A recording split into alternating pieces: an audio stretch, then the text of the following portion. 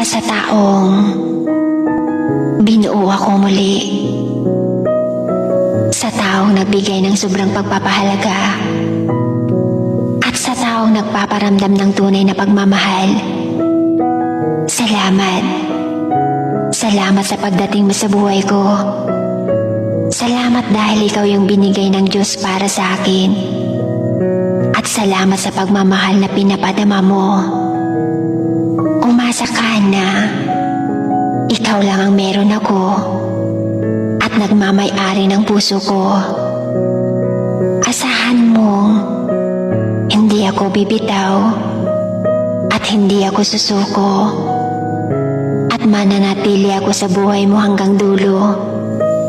Asahan mong pangarap na binuo natin ay isang araw maisa katuparan din natin.